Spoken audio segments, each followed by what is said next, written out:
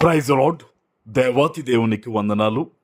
ప్రభు నామమున మీ అందరికీ నా ప్రత్యేకమైన వందనాలు, శుభాలు తెలియజేస్తున్నాను.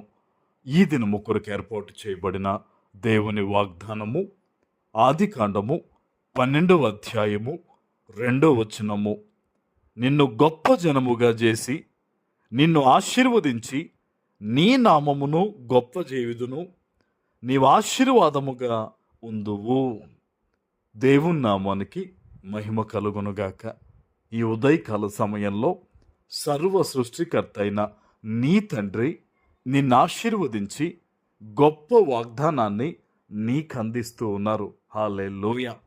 ఆయన అంటూ ఉన్నారు, నిన్ను గొప్ప జనముగా చేస్తాను అని.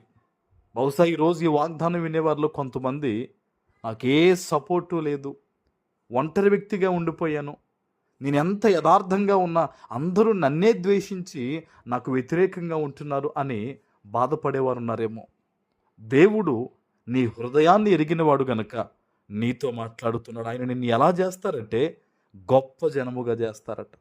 నీకు తెలియదు నిన్ను ప్రేమించే వారిని ఎలా దేవుడు నీ వద్దకు తీసుకొస్తాడో.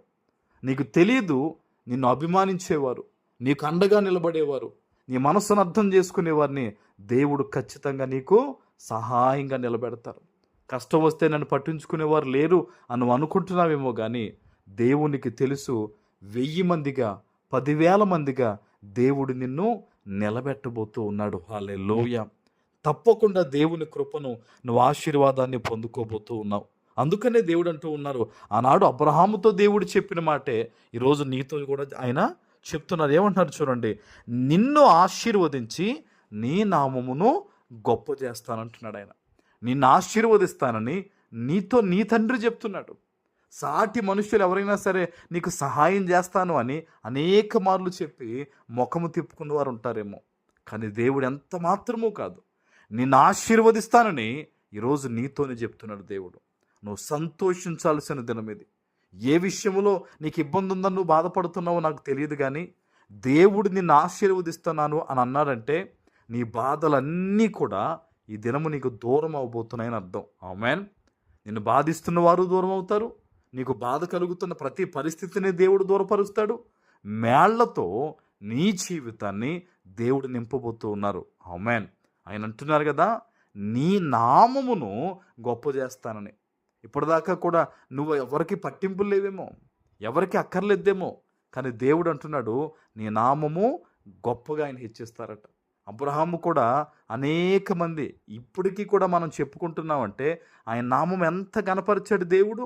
నీ జీవితంలో కూడా నువ్వు గుర్తుపెట్టుకో, నీ పేరు కొన్ని తరాలకు, నీ తర్వాత తరాలకి కూడా గుర్తుండే విధంగా దేవుడు నిన్ను హెచ్చించబోతున్నాడు. ఇది ఎలా జరుగుద్ది అంటే నువ్వెంత దేవునికి నమ్మకంగా విధేయత చూపిస్తూ బతుకుతావో అంతకంతకు నువ్వు దీవించబడతావు. ప్రభువు చెప్తున్నారు, నీవు ఆశీర్వాదంగా ఉందువు. నువ్వు ఎలా ఉంటావు? ఆశీర్వాదంగా ఉంటావు. ఇప్పటి వరకు నీ జీవితంలో అనేక రకాల స్ట్రగుల్స్ ఏమో, కానీ ఈ రోజు నుంచి ప్రభు చెప్తున్నాడు నువ్వు ఆశీర్వాదంగా ఉంటావు, నవ్వుతూ సంతోషంగానే ఉంటావు. దేవుని వాగ్దానాన్ని నువ్వు నమ్ము. ఈరోజు ఈ వాగ్దానం ఎత్తిపెట్టి ప్రార్థన చేయి. నీ జీవితము మలుపు తిరిగే దినమిదే. ఆమేన్. ప్రార్థన చేసుకుందాం. నీతిమంతుడైన తండ్రి, మీకు వందనాలు. ఈ ఉదయకాల సమయంలో మీరిచ్చిన ఈ వాగ్దానము ప్రతి బిడ్డ జీవితంలో నెరవేర్చి స్థిరపరచమని యేసు నామమున ప్రార్థిస్తున్నాను తండ్రి. ఆమేన్.